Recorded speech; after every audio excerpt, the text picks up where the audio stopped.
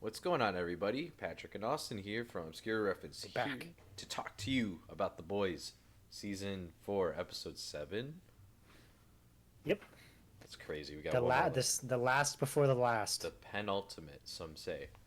But before we dive in, I was absent last week, so I thought I'd give my brief thoughts on last week's episode. I think they're real quick. I overall enjoyed it in the moment, but the more I've thought about it, the more I've kind of gotten a bad taste in my mouth because of it. I think some of the character interactions between certain characters like Firecracker and Starlight were interesting. Same with Sage and Newman. Uh, but ultimately, the bad taste comes from everything that happened with Huey that episode. It just kind of seemed gratuitous and for the sake of grossing people out and kind of traumatizing Huey, which kind of leads into one of my big problems with this episode is we don't really address that. No. It doesn't come back. He has a breakdown at the end of last week, and that's really all we do about it. Um, That was one of my big takeaways too. Is we just hmm keep having the same storyline with Huey, where he sees all this horrible shit and then just has a breakdown, and then we Right. repeat the same process over again. Like most definitions, he was sexually assaulted, and his dad has just passed away. And you add on to this episode, he's not aware of it yet, but he had sex with someone that wasn't his girlfriend. So it's like, dude's been through the ringer, and I don't feel like we're addressing that nearly enough. Um, but I think and that's probably my biggest negative of this episode. I think overall I enjoyed a lot of where we're at. I think a lot of characters reached crossroads in their character arcs, and uh, I'm really intrigued by a lot of them. Quite honestly, I think A Train's story continues to be a highlight for me. I think that's been a good time, a good story arc for me. As someone who has always kind of wanted to forgive A Train, but never felt like there's enough cause to do so. And everything with Sage and Firecracker has just been super intriguing. Um, and yeah, no, that's about where I'm at with this episode. I think there's a couple other stuff we'll go into as we go on later, but keeping that surface level, where are you at, Austin? Oh, I'm conflicted about this episode. I Mm-hmm. think it's postulating some interesting stuff. Obviously, it left a lot of loose ends to kind of pick up in the finale, but it didn't feel like we were getting ready for the final episode to me. Mm. It felt like there should be a lot more before we get to this end point. And so I'm kind of concerned, and I've been this way for a while, I just haven't really talked about it, Mm-hmm. that this is going to be a kind of not not as good of an ending as I want it to be. We're going to end a lot sooner in this arc than I kind of want, and it's going to be more like 2 seasons to do 1 season's worth of an arc. I see. Yeah. And so I'm a little concerned about that. But there was some interesting kind of payoffs that we got in this one that I kind of liked. Some of the stuff with Deep, Noir, Yes. um, A Train, and Sage. That some of that stuff I really enjoyed, and that was kind of the highlight for me Mm. in this one. Mm-hmm. Mm-hmm. Yeah. So I guess we kind of already spoiled some stuff, but we're gonna go into even more spoilers. So get out of here if you don't want to be completely spoiled. Um, I want to start off. Where do we want to start off? Start off with A Train since that was one of your favorite parts. Yeah. I think his story in general this season's been kind of a sneaker hit for me. It Mm-hmm. was kind of in the background for the most part, and then it came to the forefront here in this episode in a big way. Um, when you have Deep and Noir show up at the Flatiron Building, I was like, cool, whatever. I think they maybe could have handled it, but then they were in dire straits, and it's like, well, this is where Kessler's going to come in, probably, maybe, right? But that's not what happens. A Train showed up and was like, oh shit, all right, well, all of our junk is in the wind now. All right, cool. So he's at a point of no return. He's gone to the wind. I really liked his bit with Ashley, too, where he's like, there are two scenes in particular with them. The first one being, hey, button it up, all right? Shit's getting real bad here. We gotta focus. And, she has the moment where she's like, breaking down. He's like, I sent my assistant away because I didn't want him to get killed. In which, shout out to Ashley. Like, obviously not from last week, but she did one good thing this week. I was like, oh, okay. You're not redeemable, but there it is. And the second one's like, hey, I'm out of here. Bye. Good luck. You know. Um, so yeah, I re and I really like how Sage was kind of using it. Like, I had my thoughts. So you can go back to like the first couple episodes, even like 2 episodes ago. I was like, yeah, Sage has to have some idea of who's leaking it. You know, There's no way she couldn't. right? Like it just seemed implausible that she didn't have any sort of idea, and that was confirmed this week. She was feeding them bad information, which felt a little bit vindicated. But would have loved to see more of that. I guess I don't know. That kind of ties into my thoughts on the Sage storyline, but we'll sit on that for a second. I kind of didn't actually like the Ashley A Train stuff. Mm-hmm. I it made it seem more like, because we're playing this against MM's arc, right? So Mm-hmm. they're eventually the two of them cross over and they convince each other to stay and not run.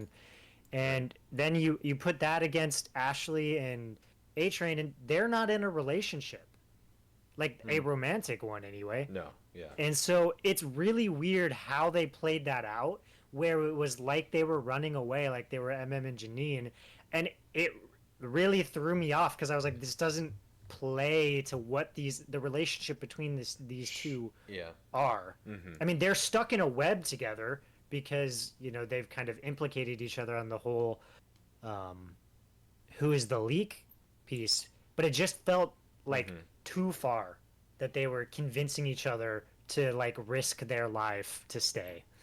Sure.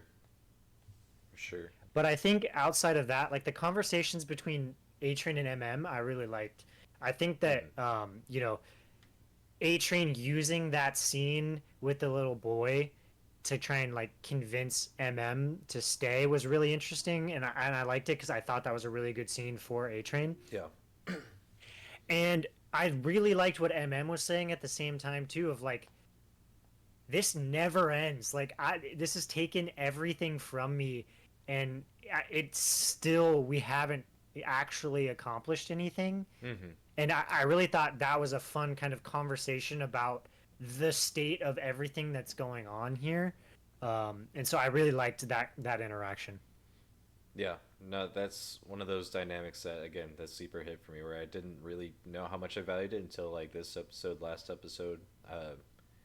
Like I really, really liked that moment for A Train where he dropped MM off at the hospital, and yeah, he has that moment with the kid, and kind of so it doesn't fully redeem him yet in the eyes of his family. I don't really know. We haven't really heard from them in a little bit, but I do Mm-hmm. think it's a nice step towards that for him and his character. And seeing that play into his motivations in this episode, trying to convince MM to like stay it out. I agree. That was a good. That's something I completely forgot. I watched this a little early in the morning, so that kind of fell out. But yeah, I did really appreciate that. Mm-hmm. The other part of that, or the other side of it, I should say, one of these kind of interactions we've been having is with the Deep and A Train, where Mm, we had talked about this earlier, where the Deep and A Train were kind of on the same path early in this series, and they've right. obviously widely diverted now. Mm-hmm. Um, and so the kind of coming back around to the part where they fight each other was a really fun kind of culmination of that, Mm-hmm. where A Train gets to say like, I never actually liked you, and we're not bros, and this is Yeah. like, you're an asshole. I really liked that, although I did have some issues with that that fight there. Sure. But I did like that as a kind of culmination. I think that the other part of that fight with Ashley in the Deep, I didn't like. It felt like a really cheap redemption for Annie. Um, You said Ashley to be in clear. I yeah, I realized Annie Annie in that fight, not Ashley. Mm-hmm. Um, it felt really like a cheap redemption for her, because the Deep just goes like, yeah, fuck you and the Me Too and everything about Right. you. Right. You were actually fucking me. I didn't do anything to you. Like that just, I didn't like it, and ultimately she doesn't get to kill him, which would have been the proper end Yeah. point to that. So Mm-hmm. it just felt kind of like a cheap way to make that one work. Yeah. No, I kind of was low key hoping one of them, Noir or Deep, would get killed there, and it didn't happen. I was like, I get it, whatever. No, I'm a little peeved by it. Uh, I am as well. what I did appreciate about that, because it really put into focus Deep doubling down on being an asshole. Not just in that scene, but also the beginning of the episode where he kills off Ambrosia. Anyway, um, that he's just doubling Hate down it. on being an asshole, whereas like you said, A Train and the Deep kind of started at a similar level, and they've diverged so much. And I think the Deep serves as a really good foil for A Train at this point in the story. So I like that purpose for that. I like this scene and just in general, they're separate character arcs. Uh, I really, I have a couple of points. One, um, I just the weird thought I had because of the conversation between mhm, Ambrosia and the Deep. mhm. So octopi can come. I didn't want to think about that. I'm just putting that out there into the ether. I don't know, Yeah, but if only John were here. wild. Yeah. Um, beyond that, the argument between her and the Deep, I thought was an interesting one, especially because Ambrosia was right. We know that she was right, and we get that paid off later. Mhm. But I felt it was if they were going to kill Ambrosia like they did, it needed to be for a good purpose. And I'm not 100% sure yet that that is, in fact, what happened. What See. we Mm. get is, this, like you were talking about with the Deep just going full asshole. He's just like, I don't give a fuck. Like, Mhm. um, and if that, continues post this realization that Sage was having sex with Noir and with the Deep, it causes some big revelation for him. I'll be okay with it. But right now, I'm a little concerned about how they're using that. Yeah. I see. To me, I don't know. I've never viewed Ambrosia as any serious character that I had any emotional stakes in. Because her introduction in this season felt like a joke, and her death here felt like a joke as well. Where the Deep is getting ready to get all emotional and sad over her death, but she kept being like, "Deep, I'm dying," and it happened like 3 times, and it did get a chuckle out of me. I'm not saying it wasn't funny, but that just kind of shows me at least how they're treating her character versus someone like Web Weaver, who is also a joke, but he was killed off in a completely different manner, in a different tone. So to me, Ambrosia was never really someone I took too seriously or had too much stakes in. So we read these scenarios very differently Hmm. because I read the way that she died as like the reason they kept having her make those noises was to force the Deep to continually have to grapple with the fact that he killed her. Like he would think it stopped, and then it would happen again, and he would have to stop himself from saving her again, and then he would think she's dead. And the point was to continue to hit home that fact for her. Hmm. Whereas I thought they played Web Weaver's death entirely for a joke the entire time, and I Well, really yeah. did not enjoy that. No, that see, because it's the Web Weaver stuff started as a joke, and then it just kind of kept going. It got old real quick, and then got Mortal Kombated. But um, yeah, I don't know, because like to me, just the way the timing worked with Ambrosia, it's like, oh, we're finally past. She's finally dead. Now we can mourn and grieve. Oh wait, no, she's still alive. Do I have to go back in and finish the job? Oh no, okay, now she's gone. Oh wait, no, she's still. Like it just felt very comedic, and it got a genuine laugh out of me. So I don't know. Whereas Web Weaver, it's like that served a couple of different I purposes. The joke, which got old very quickly, um, I hated it. and I then just the entire scene I didn't like it, and I actually think that they're they're kind of murdering Firecracker's character in this, and I oh, really don't like it. I hmm, don't like her as the like scared just follower character because I mean we've this has come up multiple times now where I've just thought that what was going to happen in the end was Firecracker was going to have a redemption arc and come to the other side with Starlight, and mm-hmm. they were going to have their big moment.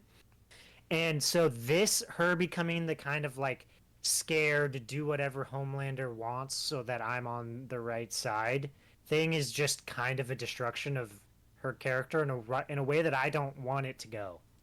See, and again, I think we're reading things a little differently. I think for me, that was her first glimpse of what Homelander can truly be. 'Cause I don't really think she's seen anything quite like that before in person. For sure. So that was a moment of, oh shit, he killed him, and oh shit, he's actually like this. Now, so I think it can only build into her arc if she does decide to turn eventually. I don't know. We'll see. Um, I don't think this is necessarily a step backwards or a step in the wrong direction for her. Um, though I did kind of tilt my head a little bit when she offered more of her milk later. I was like, after everything you saw, okay, whatever. I'm having this thought in this moment, so just walk down the path with me. All right, But I'm walking. I'm seeing a new kind of storyline branching here. So Mm-hmm. obviously we get the scene where Sage um, is fired from the team, if you can call it that, Mm-hmm. and she alludes to Maeve coming back and being the one that can stop Homelander. Right. So now we're getting this scenario where we're gonna have the like we can play this out. So that we continue this thing where our Firecracker is the kind of person who just does whatever Homelander wants the whole time. And, we can continue to go down this path, and eventually Homelander starts to realize this is happening. And kind of things start to go sideways with them, right as, his true, like, love comes in Maeve, and we get, her coming to try and fight him to stop everything from happening. Now, how we get to that point, I don't know. But Mm-hmm. you can get an interesting storyline here where we get the two versions of the, I don't know if you want to call it a true love interest or a pseudo love interest to Mm-hmm. Homelander's character in either the next episode or next season. Yeah.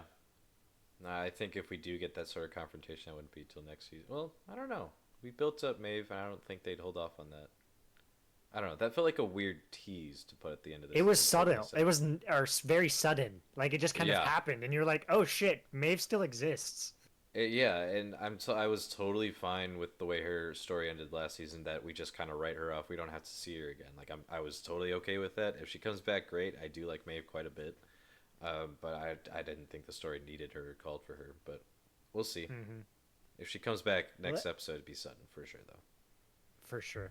Let's talk about what, out of all of the things they did in this episode, was the most disturbing to me, Mm. which was the Sesame Street Christmas episode that just I don't know why it was so like irrationally like bothersome to me, It was, but yeah. like just the thought of that is really disturbing. And I like the way that it played out in the end with Ryan kind of like Mm-hmm.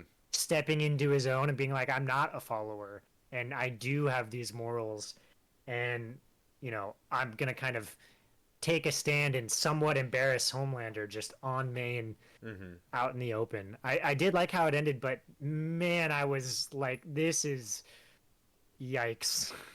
Yeah, it did get the second biggest laugh out of me when Ryan asks A Train, "What's wrong?" He's like, "Antifa."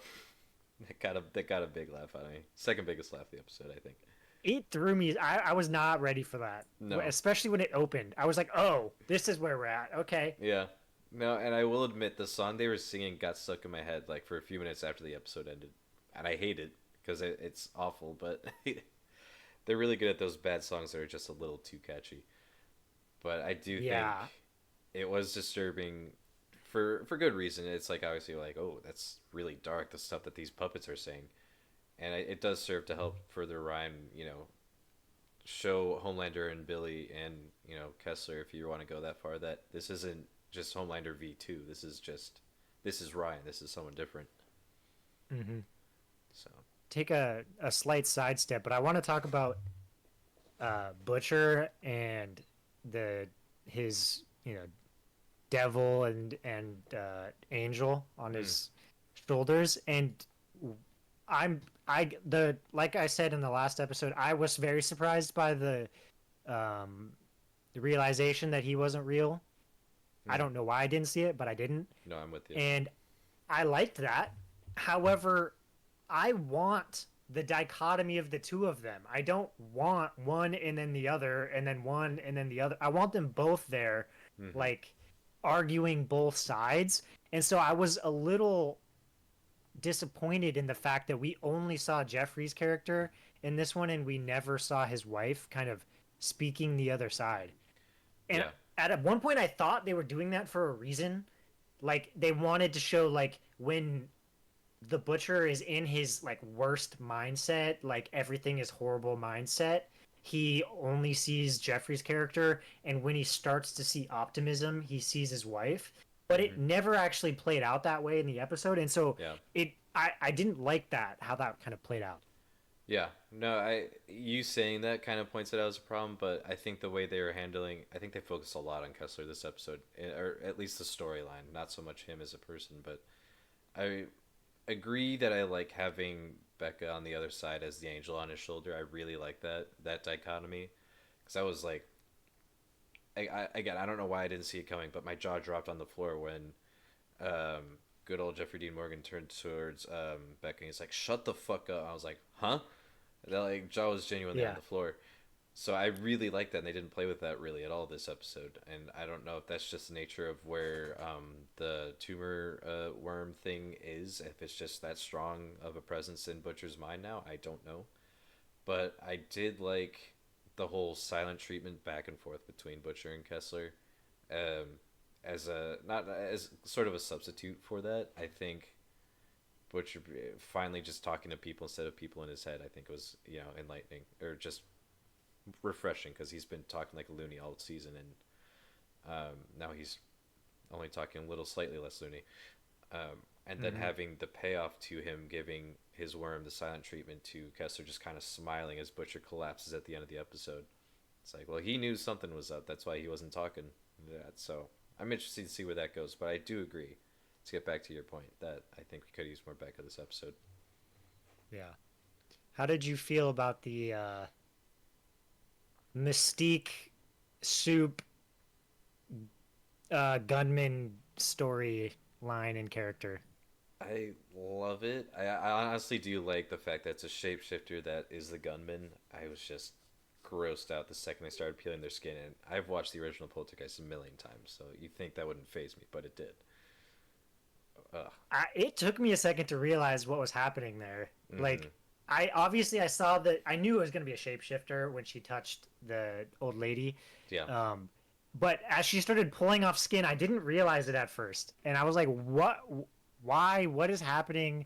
And when it finally came to me, I was like, "Yeah, that's gross," and like, but also that's just like the boys Eric Kepke way of like being.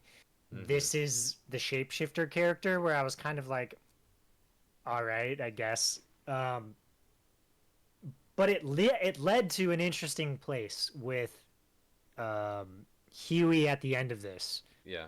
Now, one thing that I'm going to inject in here, which you may or may not know about me, but I have a particular I should say, on modern sex scenes and the purpose of them, Mm-hmm. because as we've gotten, farther along in time, people are more daring with the level of sex that they're willing to directly put on the screen. Sure. And in my opinion, like most things in a story, there should be a purpose for why you're doing it. Agreed.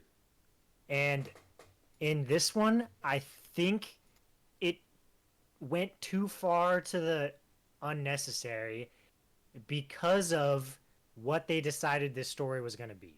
So there's an interesting, like when it first happened, before we figured out that it was a shapeshifter, right? I Mm-hmm. was thinking, okay, like why would you do this? Well, there's an interesting kind of point that I got to of like, well, we've had all of these scenes with Starlight where she's like can only see the bad, right? We have the scene with the suit, and she's like, I can only see the horrible things that are happening, and all this bad stuff's happening around us. Mm-hmm. And you could, see, and same thing's been happening with Huey, right? He goes to Newman, he tries to convince her, he can't get her to do it. Obviously, we had the whole like sexual harassment stuff in the last episode. And so there Mm-hmm. could be this thing where it's like this moment where they're both just like, we're going to live in the moment and we're going to have just see the good, right? And we're just going to all in this one moment. And that I could understand why you would have this much of them having sex on the screen. But when ultimately the answer becomes she just did it so that he would like essentially go to sleep and kind of be distracted, it felt unnecessary to have all of that, Mm-hmm. especially when it like edged me with an actually good idea of like why you would do this. And so I Mm-hmm. didn't quite enjoy that part of it, but the actual fact that it was the shapeshifter is kind of fun, and I like where that part of it is going. Yeah.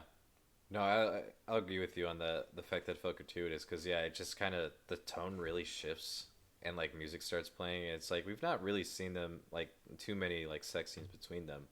They use them pretty sparingly in the show, like in general, sort of. But between these two in particular, it's like maybe one other scene, maybe in like season 2 or something, maybe season 1. But point is, we don't see it very often. So seeing it here in the way that they frame it, it's like what this. Maybe that's just to throw you off. So then when you do see her go into the safe and grab whatever she grabbed out of there, it's like, oh shit, you know. Maybe it's just to get a bigger reaction out of that part, and I don't know. That's still, I'm with you. That should serve more of I a would hate that. purpose. If that's the case, I Yeah. would that would annoy me even more cuz No. like Yeah. you're harming your characters by doing that. No, for real. And I feel like they've been kind of playing with that this last episode. Not so much last episode. Just the way they treat their characters has kind of felt a little recently. Oh, yeah, yeah, that does tie into one of my criticisms of last week's episode. Tech Knight was just felt like a different character than he was in Gen V. We don't need to talk about it that much. It bothered me. Yeah, I Um, didn't he was not a character for me. no, he's much more interesting in Gen V. Whatever. Um, I the where was I going with that? I don't remember. Anyway, go I for don't it. remember. But I do feel like something that did bug me a little bit about the whole Starlight being replaced thing is that her being chained up. It feels like we've been there before. We've done something like that before. So I'm a little like hesitant to appreciate that. But I do like having the fake Starlight be the gunman. Because that'd be, I don't know where you go with that, but that's an interesting idea. I like that a lot. I'm just I don't know. Maybe I should just not expect this out of this show. But in the early seasons when Starlight was supposed to be the optimistic, like good natured person among all of the shit people, Mm-hmm. I really liked that. Kind of in the same way with Huey. They're both supposed to be those characters. And over time, we've just degraded that so much to the point where it's like they're basically just everyone else and everything sucks. Right. And I I really want the story to be that in the end Annie gets her light back. I mean, we're doing Mm-hmm. this whole thing where she can't use her powers because she's Starlight and she can't see the light. So like I just want that to be the ending. And so this part where she it just keeps getting worse and not in a way that's like helpful cuz it's kind of like what we've been talking about previously with Homelander where it's like we keep getting these things of like Homelander can't handle all of these things. He's not in control and then he Mm-hmm. does horrible things and we just keep doing that on repeat and Right. it's not ingraining in me anything more. I already know that he's that character. I already know where Starlight is. I already know where Huey is. So running this story over and over again is not adding anything and it's just taking away from me getting to the actual resolution of their character arcs Mm-hmm. in a way that's like my bigger criticism of this show just being too much. Like it's too long at this point because they're not actually giving me anything new and interesting with this subset of characters Yeah. that they're just prolonging this in a way that I is getting kind of annoying. Yeah. It gives a little bit of we're saving the big character turns for the finale instead of sprinkling them throughout the season, which I don't And know. I think it might even be next season. Like it might be the Oh. finale that is when Mm-hmm. they decide to do these. And that's going to like really get to me if that's the case. Yeah. No, that would bug me a lot too. I don't know. I will say though, the one of the sets of characters that we got a lot with this time around is Kimiko and Frenchie and their kind of relationship.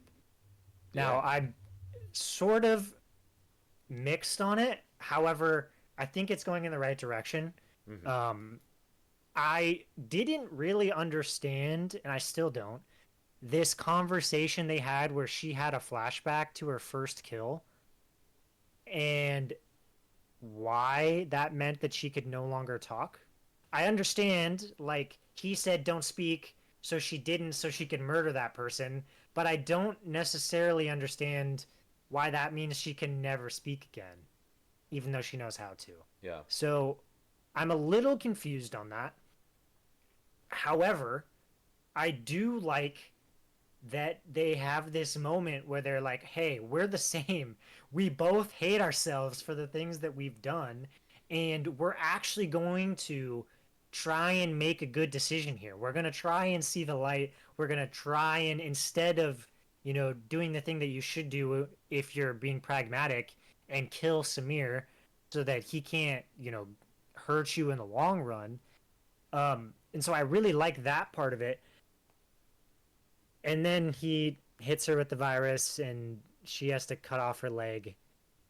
And we get this. So there was a virus. We killed the person. So then we thought there was no virus. But then the virus was being put into animals. But then we killed all the animals. But then no, we saved the head of an animal. So we still have the virus. So we could make it again. But then he injected the only virus into Kimiko. But then wait, we have her leg. So actually, we still have the virus. Mm-hmm. And I went, okay, so we're just continuing that again. Mm-hmm. It's like every storyline has like a little bit of something that's interesting, and then it gets dampened right at the end because we're not having any payoffs yet. Yeah, that's how I felt with Frenchie in particular. The way he gets brought back into the story, like that kind of rubbed me the wrong way. I wanted to see more from him being in prison. It just kind of felt like, well, we're just gonna wave that off. All it really served to do Yeah. was put a wedge in between him and Kimiko, which it seems like they got over throughout the course of this And then, episode. then they just immediately paid that part off. Just like, oh, So actually, we're okay now. yeah, so I don't know how I feel about that. Nothing. I don't know. It's like I was getting on Frenchie's story. I was like, this is cool, but now we're not doing anything with it. I don't know. Seems like Yeah. kind of a waste. Which was a concern we had when this happened in the first place. Was like, Yeah. I think we both said like, if all they're gonna do is someone's gonna come by and go like, oh, actually he's just out now. Like Mm-hmm. that's not a great bit for the story. And what do you know? That's what they That's did. pretty much exactly what happened. Yeah. So, not thrilled about that. I guess the attitude that he has coming back to everything, it does feel, I don't know, because then he says that he missed Kimiko, and it's like, I don't believe that. He didn't want to see her at all when he was in jail, and he's like, oh, I missed you. And it's like, I don't know about that. So a lot of that kind of rubbed me the wrong way. And Hmm. then her getting the virus in her leg and him sawing the leg off, it gave Walking Dead vibes for sure. Um, so I don't know. I was like, I've seen this before, but also Yeah, at the same time, I it was didn't like, like shock me. I was like, are they gonna kill off someone? You know, because like in my head, it's like, well, anyone could die, but then I remembered, oh wait, no, this is the boys. None of the main characters Right. die. So I would have respected it if Kimiko died. yeah, I would have been upset. She's one of my favorites, but I also would have Like been like, that would have been an interesting.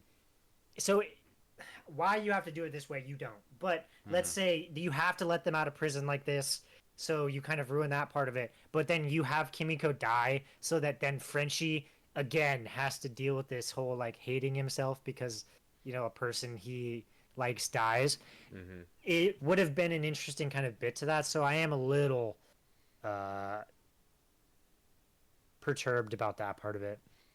yeah, And even a step back, when they first bring it back, this really bothered me because this is again with this whole virus, this part that I'm having an issue with, where one somehow Annie just jumps directly to genocide when no one ever reference. He says global pandemic. He doesn't say soups only. He doesn't say anything referencing any of that. To where like I was like, this is a little bit of a leap to just go directly to genocide by Annie, mm, but I'll get on board with it. It's like just past the edge. It's not egregious, but it's a little past the edge of the jump there for me. mm, But then they just go like, oh yeah, the virus is going to cause a genocide, but actually we're still going to create the virus to kill only Homelander and Newman. And after Annie had that reaction, she then just is like, okay, create the virus. She has right, no continued disagreement over the fact that they're creating a virus that will cause a genocide. She just is like, well, I'm just going to completely change my tone 20 seconds later. And I was like, what is happening with the like logic of the mindset of these characters right now, Hmm. where they're just letting these very serious topics go so that they can instead have scenes where Homelander gratuitously kills Webweaver for no reason. Mm-hmm. Like, why are these the things we're focusing on over the interesting questions that they're putting out there? Yeah, because I think the only people who've really debated having, doing that would be Butcher and his, tumor worm thing. Actually discussing, wiping out every soup on the planet, and eh, none of the other characters, like you mentioned, like have really had that conversation. Because I think from their perspective, from like a good guy perspective, you're like, well, yeah, that sounds awful, but that's the only way we can make this strong enough to kill Homelander. So it's an interesting debate that we're not really having. Just And for Annie, it's her own life. If right. this thing gets out, she will die. Mm-hmm. Same with Kimiko. Yeah, two of their own are on the line with this. So I get their concern with it. It just feels like it. Yeah, they're a little bit wishy washy with it. So I don't know. I agree. I didn't. I honestly missed that, but that kind of bugs me. I couldn't believe it in the moment. I was like, we're doing this again, where like it's the same thing like when they were in the barn with the virus, where they're Mm, just like ignoring the big question because they want to have a fun action scene, which you need some of those. I mean, that's the yeah. boys. That's what makes the boys the boys. Mm-hmm. But the other part of it is that it balanced the story it was trying to tell as well. With interesting ideas and character beats. Yeah. Yeah. So I'll It's kind agree of with you on that. a bummer way to come to the towards the end of this episode, but Yeah. To bring it back up a bit, I do want to shout out the stuff with Sage this episode. mm-hmm. Um, I think her coming to Firecracker and Homelander saying like, "Oh, you killed Webweaver. Oh, cute." She kind of just like nudged it off or whatever. It wasn't a big deal, and she's like, it got a laugh out of me where Homelander's like, "Yeah, Firecracker and I have been talking," and she's like, "Oh, that must have been real stimulating." So just even like the first thing she does when she walks through the door is just throw a quick jab at Firecracker, but then I don't know. This is kind of tying in Homelander's small Homelander bit too, because he was getting a little upset when he found out A Train was the leak. He's getting like legitimately emotional about it and saying, you know, it's just Homelander being like he doesn't have connections and he lost someone he thought was a family that he wasn't treating well anyway. So I like that bit, but then him seeing like legitimately a little bit reluctant and upset to send Sage away, um, but then having that tie into a really probably my biggest laugh was her running into Deep and Noir on her way out, and Noir's like, thought what we had is love, and Deep's like, wait, what? Did she have you? Oh my God, what's the word for it?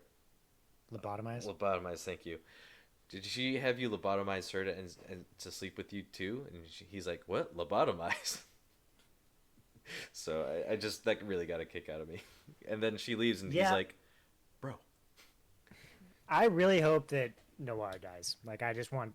I would like if the next episode opened with the Deep just murdering Noir, I'd be Mm-hmm. fine with it because I hate his character. I don't think he's interesting.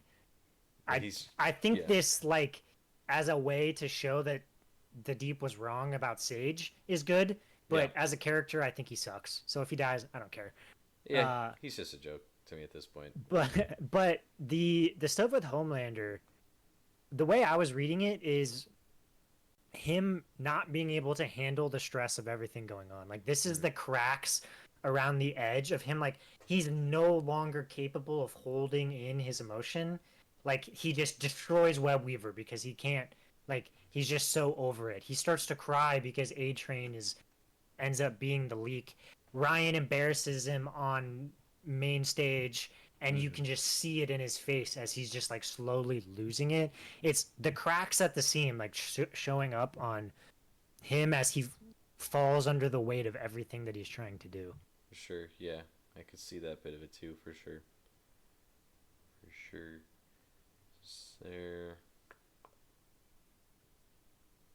Is there? Oh, I do want to touch on too while we're on Homelander. His phone call to Ryan. it felt like he had that brilliant move of manipulating Ryan like 2 episodes ago to have them beat up on that one director. Whereas here, this phone call is like, yeah, just Mm. do it, just do it, make me proud, go do it. And there's like not at all subtle, and it's like, well, he's starting to crack for sure at that point, showing his true colors. And I don't know if that was intentional or not by the writers, but could I would be. say that I hadn't thought about that too. You just said that, but Mm, I would say that is a like pseudo fourth wall break in that the writers went like, we have too many other things going on to deal with Ryan right now, and so just do it. That was mm, their like. I feel kind of like that was a little disingenuous, and it was more like they just didn't have the screen time for it than it was an actual like story beat that matters.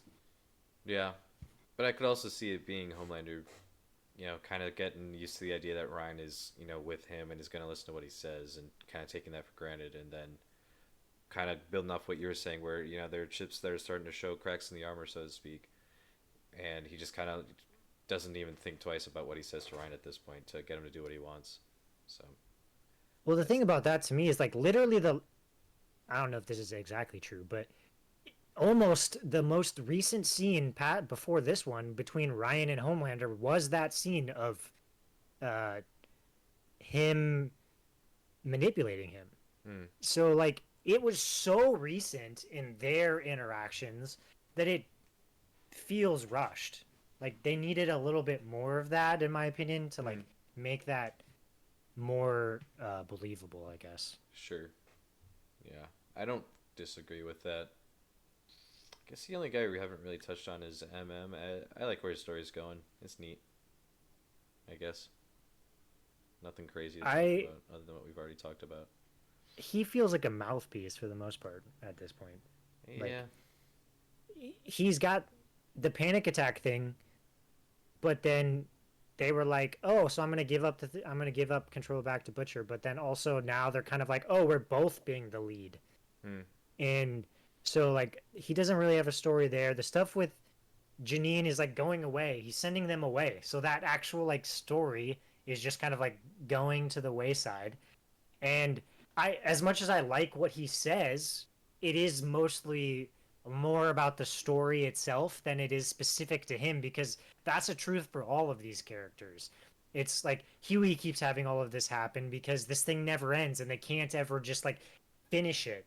And Hmm. that applies to most of the characters. So I don't know that it's like a deep story specific to Marvin where I'm like, Yeah. this is super interesting. Yeah. It's honestly not. I think he's been more of a catalyst for other characters this season, and I think that Yeah. only is further exemplified by his turn at the end of the episode where he shows up with the rest of the crew and he's like, "Well, we've worked with less and have done more." He's kind of that last push they need to kind of fully start working on their new plan for taking down Newman at the very least.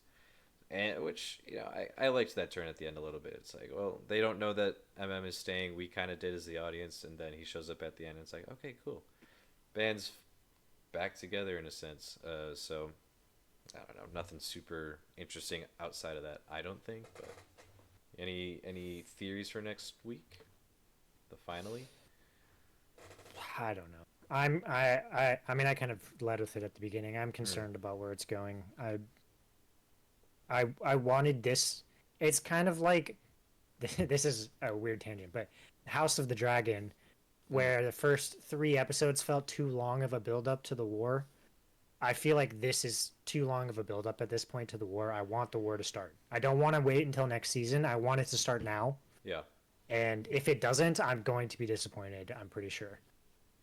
Yeah, I'll be curious because all the promotional material has had like January 6th like imagery, and they even mentioned inauguration day, January 6th. That's probably when the shooting's gonna happen. Um, so all signs point to that's where we're going next episode. I have no idea where it goes or how it ends or what happens, but I don't know. We'll see.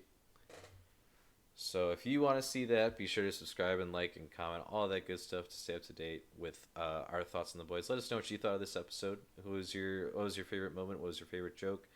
How much are you gonna miss Ambrosia? Let us know in the comments below. All that good I stuff. will. You will. I had respect for her character, unlike you. Thank you very much. I'm sorry, she didn't. I was just, you know what I mean. So anyway, all that good stuff. Follow us. We stream Mondays, Fridays, whatever. Hey you. Yeah, you. Made it to the end of the video. Proud of you. You know what else you should do? You should hit that like and subscribe button. Hit that notification bell. Be sure to tune into our live streams. Check out some of these videos that I've put up here around me for you to check out and enjoy. That is all.